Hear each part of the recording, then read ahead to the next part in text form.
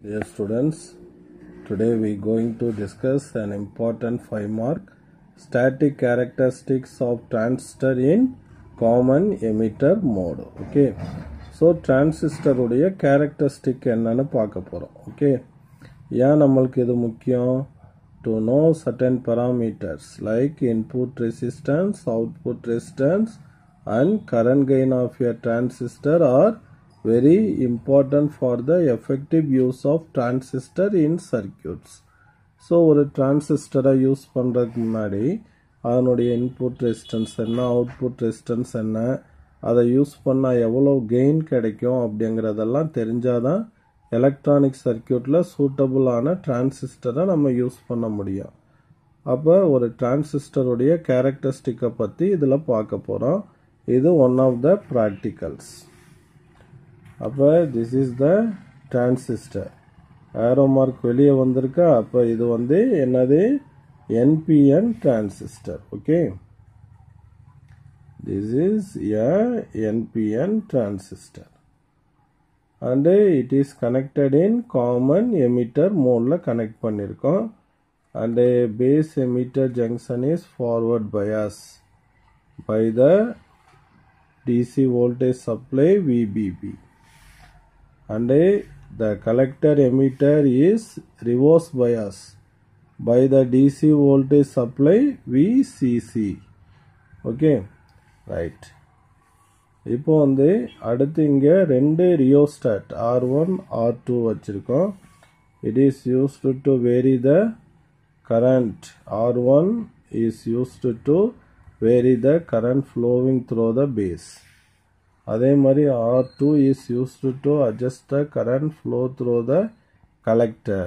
Okay, and the input current. இன்புட்னா base தான் input. இன்புட்டில் போகக்கூடிய கரண்ட்டை மெஷர் பண்ணுறதுக்கு ஹியர் மைக்ரோ ஆம்பியர் ரேஞ்சில் இருக்கக்கூடிய ஒரு அம்மீட்டரை பேஸில் கனெக்ட் பண்ணியிருக்கோம். And the input voltage, that is the voltage between base and emitter is measured using this voltmeter. This is the output section.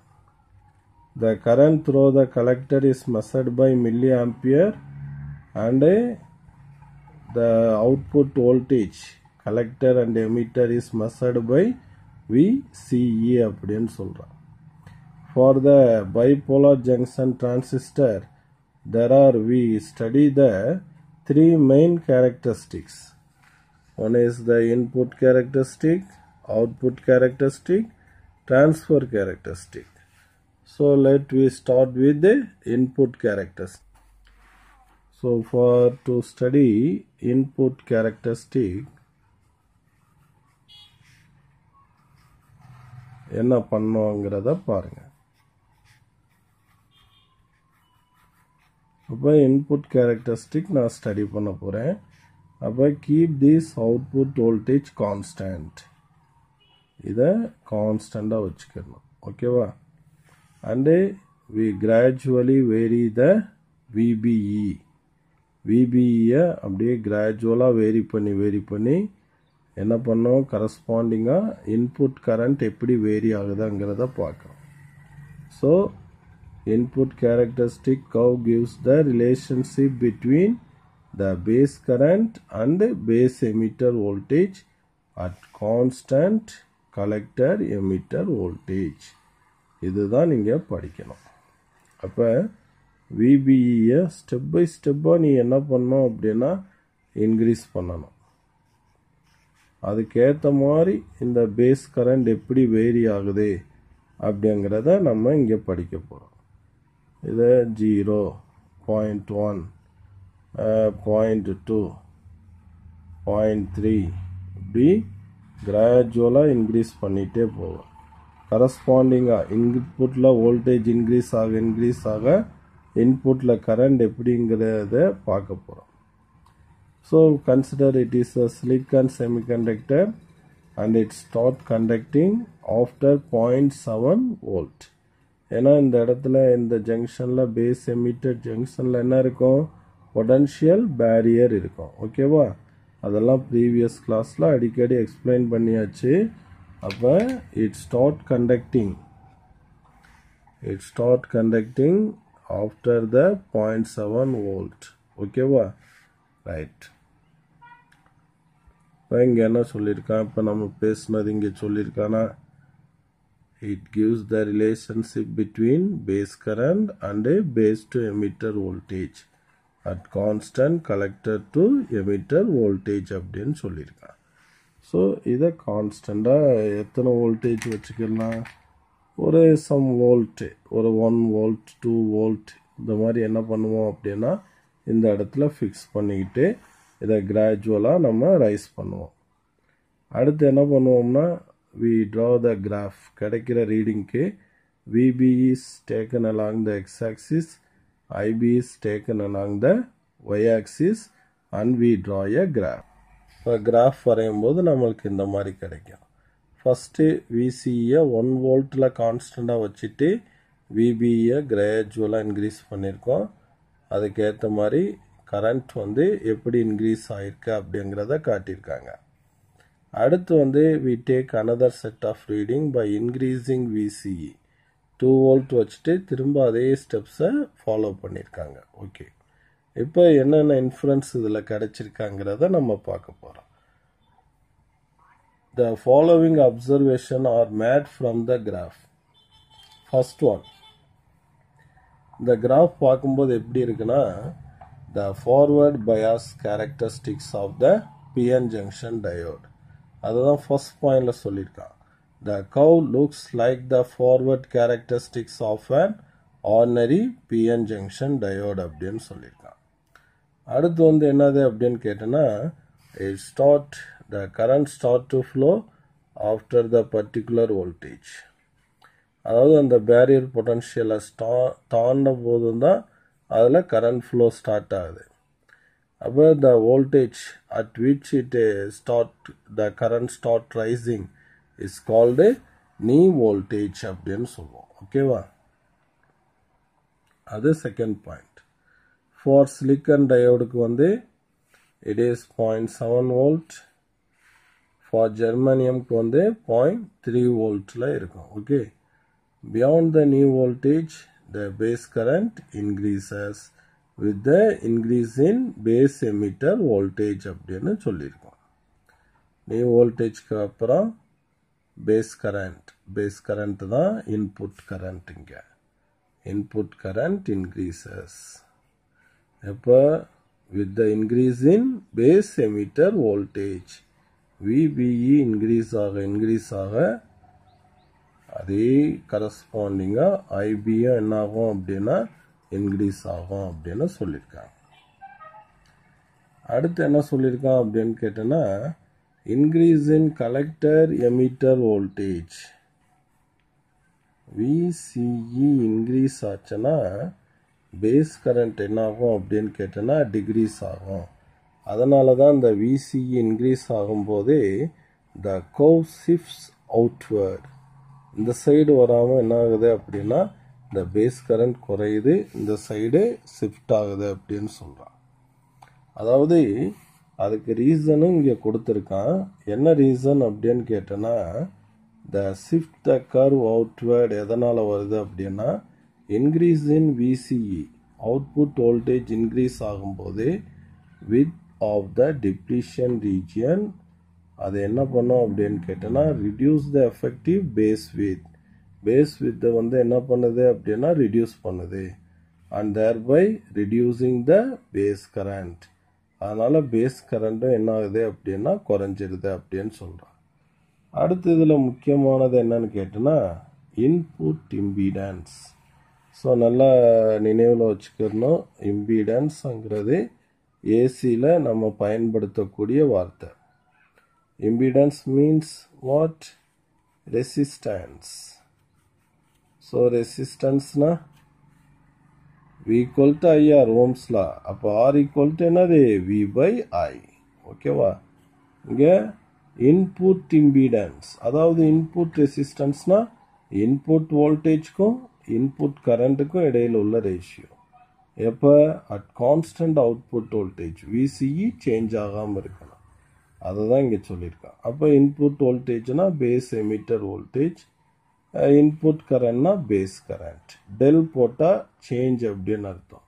அப்போ the ratio of change in base emitter voltage to the corresponding change in base current at constant collector emitter voltage is called input impedance அப்படின்னு சொல்லுவோம். So input impedance is not constant in lower region of the curve. So lower region இந்த regionல அது ஒரு கான்ஸ்டண்டாக இருக்காது. இந்த பகுதியை நம்ம சொல்லலாம், அது கொஞ்சம் டிராஸ்டிக்காக சேஞ்ச் ஆகும் அப்படிங்கிறத சொல்லியிருக்கேன். அடுத்து இந்த இன்புட் ரெசிஸ்டன்ஸ்க்குரிய இந்த ஃபார்முலாவை பாருங்கள். RI equal to del VBE, change in base emitter voltage to the corresponding change in base current at VCE constant. அதை வெளியே போட்டுக்கிறணும். இந்த இன்புட் இம்பிடன்ஸ் எப்படி இருக்கும் அப்படின்னா is high for transistor in common emitter configurationல ரொம்ப அதிகமாக இருக்கும் அப்படிங்கிறத சொல்லியிருக்காங்க. அடுத்து பார்த்தீங்கன்னா output characteristic. So output characteristic இப்போ பார்க்கலாம். ஸோ இப்போ இதுதான் அவுட்புட் கேரக்டரிஸ்டிக் கர்வில். So output voltage is gradually increased from 0 in equal steps. அப்போ 0லேருந்து படிப்படியாக இன்க்ரீஸ் பண்ணிக்கிட்டே போகிறோம். அவுட்புட் வோல்டேஜில் corresponding increase in collector current should be noted. ஓகேவா? Here we keep the base current is constant. இந்த பேஸ் கரண்ட்டை நம்ம இங்கே கான்ஸ்டண்ட்டாக வச்சுக்கிறோம். அண்டு ஹியர் த VCE என்ன பண்ணுவோம் அப்படின்னு கேட்டோன்னா we increase in equal steps from 0. 0லேருந்து அப்படியே மெல்ல மெல்ல அப்படியே உயர்த்திக்கிட்டே போவோம். 0, 0.1, 0.2, 0.3 அப்படி ஒவ்வொரு வேல்யூக்கும் கரஸ்பாண்டிங்காக கலெக்டர் கரண்ட் என்னங்கிறத பார்ப்போம். இங்கே பேஸ் கரண்ட்டை கான்ஸ்டண்ட்டாக வச்சுக்கிறோம். This is the output characteristic study.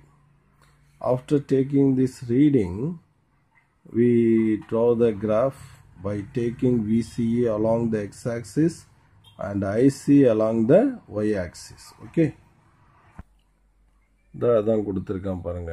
In output characteristic give the relationship between the collector current and the collector to emitter voltage at constant input current அப்படின்னு சொல்லியிருக்கான்.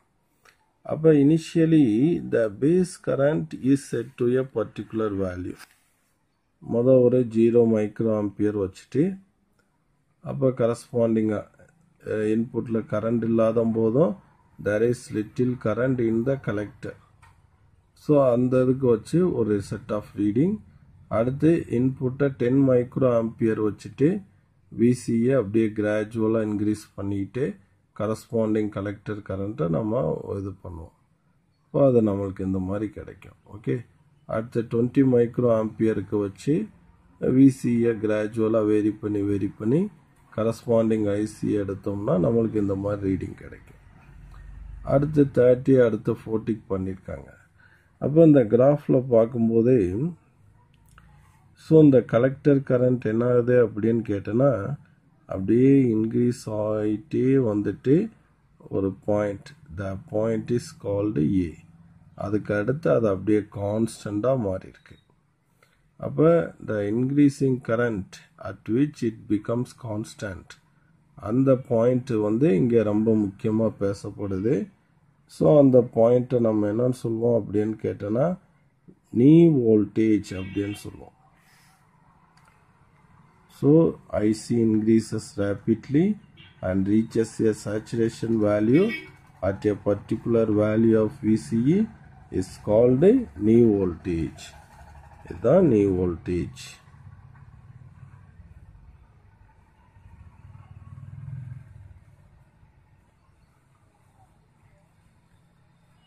ஓகேவா? அப்போ இதில் இந்த ஆரிஜின் பாயிண்ட்க்கும் ஏக்கும் இடையில் இருக்கக்கூடிய இந்த பகுதிக்கு பேர் சேச்சுரேட்டட் ரீஜியன். ஓகே. அதாவது ஓமிக் ரீஜியன், இதுவும் ஒன் வேர்டில் யூஸ் ஆகும். அதில் ரெசிஸ்டன்ஸ் இருக்கும், அதனால் ஓமிக் ரீஜியன் அப்படின்னு சொல்கிறோம். Transistor are always operated above this knee voltage. அந்த knee voltageக்கு மேலே தான் ஒரு டிரான்சிஸ்டர் என்ன பண்ணும், அது ஆப்ரேட் ஆகும் அப்படிங்கிறத சொல்கிறாங்க.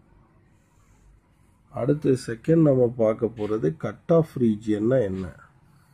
இந்த இடம் when the base current, that is input current, is 0, there is a small flow of the collector current. கொஞ்சோண்டு கலெக்டர் கரண்ட் வந்து எக்ஸிஸ்டாக இருக்கும் பேஸ் கரண்ட் 0 ஆகும்போது.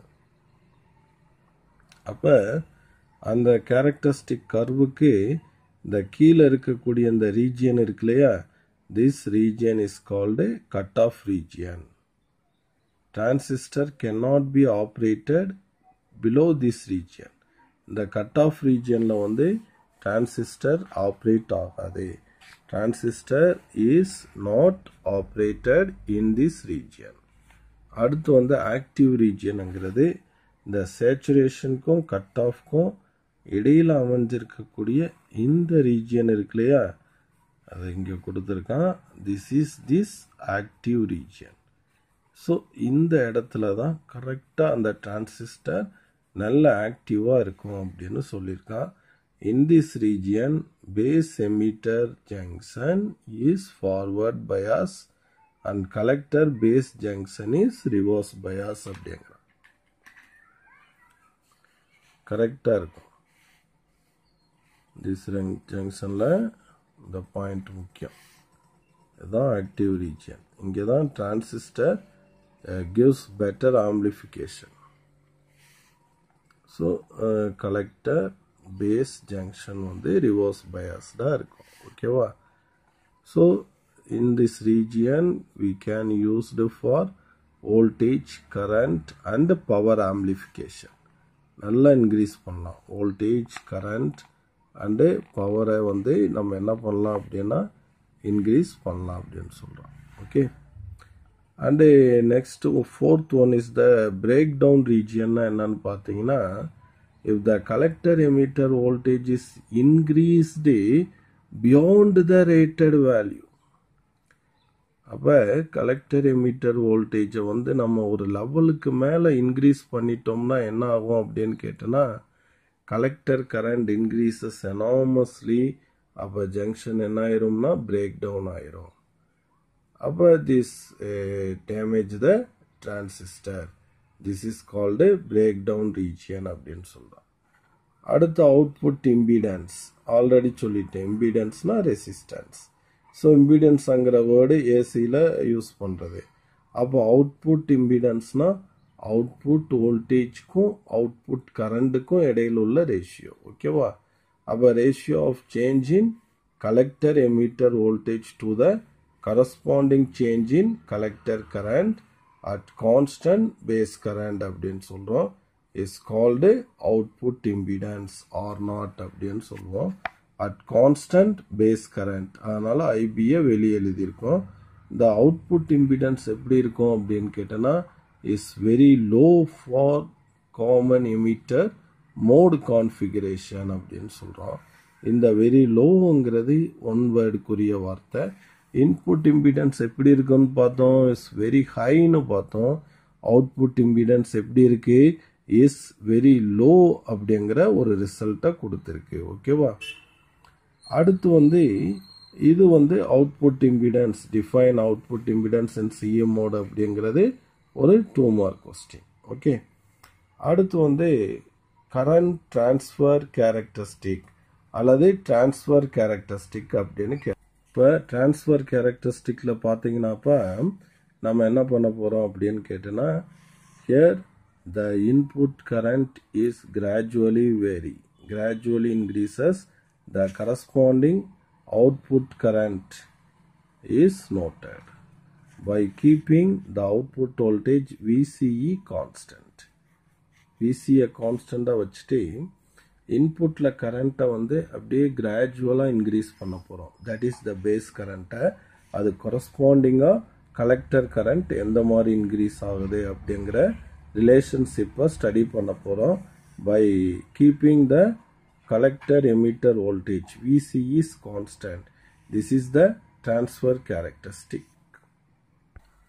பாத்தீங்கன்னா transfer characteristic curveல relationship between collector current and base current எப்போ at constant collector emitter voltageக்கு நமக்கு கிடைக்கும்.